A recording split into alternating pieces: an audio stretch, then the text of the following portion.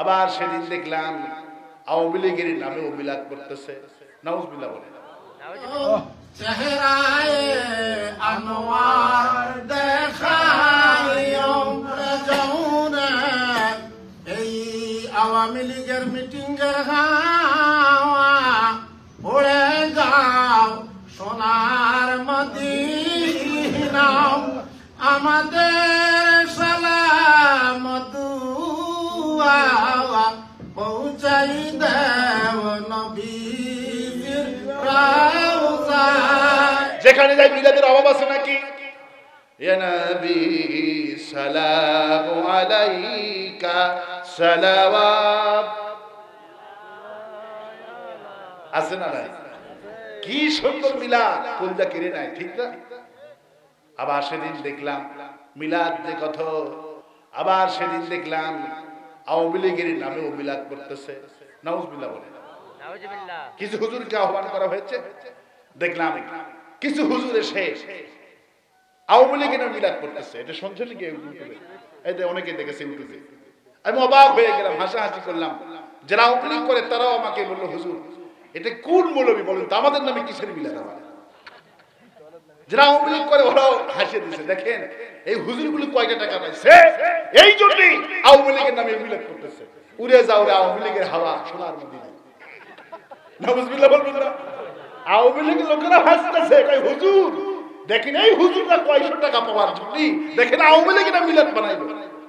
আওয়ামী লীগেরা হাসতেছে। নাউজুবিল্লাহ বলে। আওয়ামী লীগেরা কিন্তু আসলে বলে নাই, এই হুজুরেরা পয়সা খাওয়ার জন্য আওয়ামী লীগকে খুশি করার জন্য মনে করলো আওয়ামী লীগ ক্ষমতায় যদি মিলাদ বানাইতে পারি মোটা অঙ্কের হাদিয়া পাওয়া যাবে।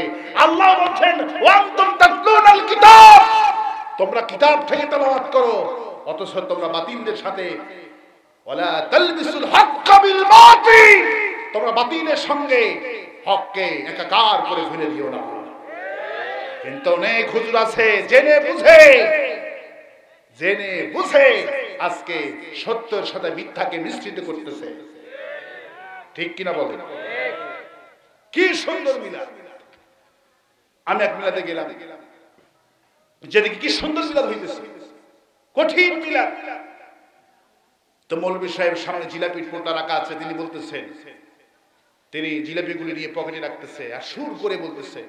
তো মুয়াজ্জিন সাহেব বলতেছে, মৌলভী সাহেব ভালো হচ্ছে না ইয়া নবী।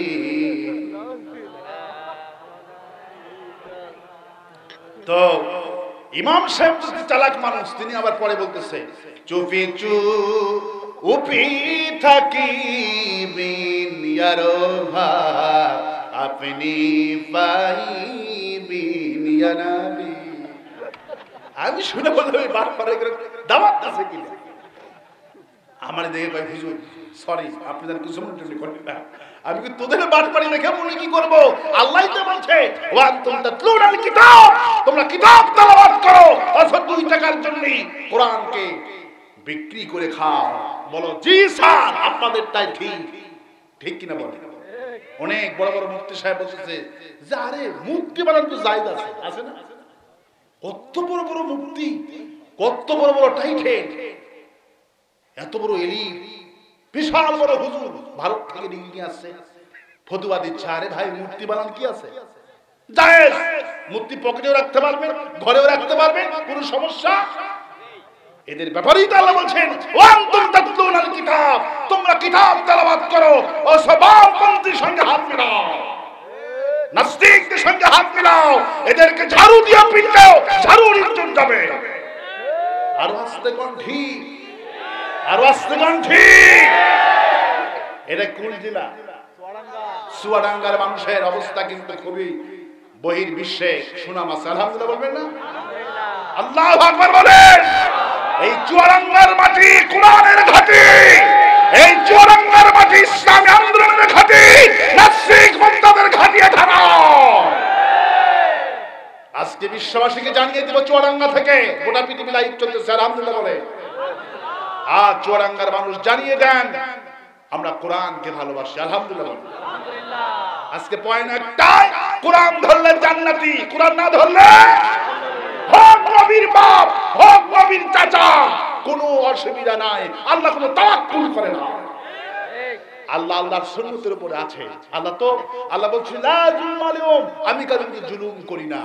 আমার বিচার একটাই, নবীর চাচা হওয়া লাগবে না, নবীর বাপ হওয়া লাগবে না। ওই যে কালো বিলাল রাদিয়াল্লাহু আনহু, কালো বিলাল, কে না জানে বিলাল, বিলাল কে না শুনেছে বিলালের নাম। আল্লাহ বলছেন খালাকালাকুম মা ফিল আরদি জামিয়া, যা বানিয়েছি সব তোমাদের গোলাম, শুধু তোমরা আমার গোলামি করো, সারা দুনিয়া আমি তোমাদের উপহার দিয়ে দিব। আমাকে ভালোবাসো, আমাকে স্থায়ী, আমি আল্লাহ চিরঞ্জীব, আমি চিরস্থায়ী হাইয়ুল কাইয়্যুম, আমি চিরঞ্জীব, আমি চিরস্থায়ী বান্দারে। আমাকে সময় দে, আমার দল কর, আমার কোরআনের পক্ষে থাক। তোর নামে কোন সরকারের লেমপ্লেট করে রাস্তা উদ্বোধন করা দরকার নেই। লাল গালিসা দুনিয়াতে তুমি না পেতে পারো, কিন্তু তুমি যদি আমাকে সময় দাও, আমার দল করে কবরে আসতে পারো, যদি আমার উলাইকাল মুকাররামুন, যদি আল্লাহর নৈকট্য লাভ করে আসতে পারো, কিয়ামত পর্যন্ত তোমার নাম আমি মুসলমানদের কণ্ঠে মুখে জারি করে দিব। বই পুস্তকে থাকা লাগবে না, কিয়ামত পর্যন্ত মুখে মুখে আমি তোমার নাম জারি রেখে দিয়ে দিব। শুধু বাংলা ভাষাভাষী নয়, মদিনায় গেলাম, বিলাল রাদিয়াল্লাহু আনহু মসজিদ, আবু বকর মসজিদ, ওমর মসজিদ, পাশাপাশি মসজিদ। ঘুরে ঘুরে দেখলাম বিলালের নামে মসজিদ বানানো হয়েছে। সারা দুনিয়ার মানুষেরা ইংরেজি ভাষাভাষী, উর্দু ভাষাভাষী, বিলালের মসজিদ থেকে টস করে চোখ থেকে পানি পড়ছে আর বলছে, ইনি তো সেই বিলাল যিনি কালেমার জন্য রক্ত ঝরিয়েছে, ইনি তো সেই বিলাল যিনি কোরআনের জন্য রক্ত ঝরিয়েছে। আল্লাহ বলছেন জামার জন্য রক্ত ঝরায়, আমি তার সাজি পর্যন্ত আমি তার মধ্যে তো বাড়ায় দিই। যেই নবীর বাপ হওয়া লাগবে না, নবীর চাচা হওয়া লাগবে না। যেই বিলালকে এত উমাইয়া মারলি না, তোমারা মারলি না উমাইয়া, বিলালকে কালিমা পড়ার অপরাধে 9 বছর বয়সে ক্রীতদাস হয়ে গেলেন বিলাল। শুনতে পেলেন একজন নবী এসেছেন, খুব সুন্দর চেহারা। বিলাল প্রতিদিন সেই নবীকে তিনি স্বপ্নে দেখতে পান। একদিন বিশ্ব নবী তার কাছে এসে বলছো, বিলাল তুমি আমার কাছে চলে এসো, আমি তোমাকে কালিমা পড়ায় দিব। বিলাল সকালবেলা উঠে মালিককে উমাইয়াকে বলে, ও উমাইয়া, আমি স্বপ্নে দেখেছি নবীকে, তোমার কাছে কেমন মনে হয়? উমাইয়া বলছেন, নবী তো সত্য, তাতে কোনো সন্দেহ নাই, কিন্তু নবী বেকায়দা, নবী তো আমাদের দলের কোন নেতা কর্মী নয়, তিনি একটা দল বানাইছে, উনি আমাদের দলের কোন নেতা নয়।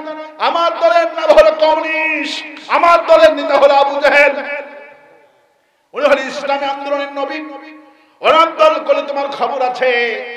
এবারে বিলাল বলছে না, আমি সহ্য করতে পারছি না, ও উমাইয়া তুমি সাক্ষী থাকো, আমি মুসলমান হয়ে গেলাম। লা ইলাহা ইল্লাল্লাহ মুহাম্মাদুর রাসূলুল্লাহ। এবার উমাইয়া বলল, বিলাল তুমি কি জানো তোমার কি অবস্থা হবে? বিলাল বলে, আমি যত অবস্থায় হোক আমি রাজি আছি, কারণ ইমানের গ্রহণ করে আমি স্বাদ পেয়েছি, মজা পেয়েছি।